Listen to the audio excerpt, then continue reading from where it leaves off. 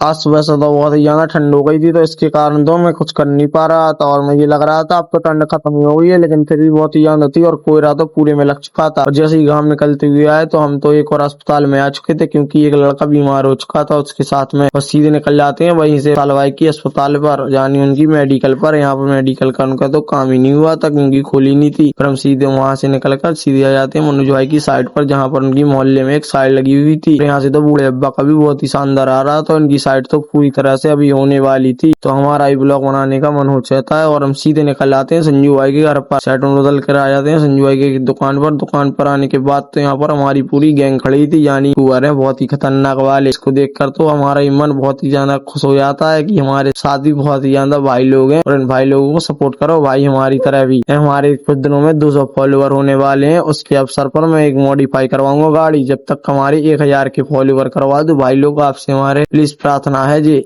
और मेरी कुछ बातें ऐसी हैं कि जो आप लोग मानते नहीं है बिल्कुल भी, और मेरे व्यू करीबन 1000 के पार होना चाहिए, अभी तो हमारा मॉडिफाई करवाने का मन होगा। और कुछ बातें ऐसी हैं कि आप लोग ऐसे करते हैं मानते ही नहीं है। तो बात कुछ ऐसी है कि हम संजू भाई के देखते हुए इनके साथ निकल जाते हैं इनकी नानी को लुभाने के लिए। और उनकी नानी तो अभी तक आई नहीं थी, क्योंकि यहाँ पर हो चुका था, हम लोग करीबन 10 मिनट से खड़े हुए थे यहाँ पर। की नानी का आता ना पता था और हम निकल जाते हैं फिर सीधे बाजार की ओर। यहाँ से रहना था पाछी कत्ता। आप जैसे 1000 फॉलोवर कंप्लीट करवाओगे तो वैसे ही हम अपनी गाड़ी मॉडिफाई करवाने लग जाएंगे।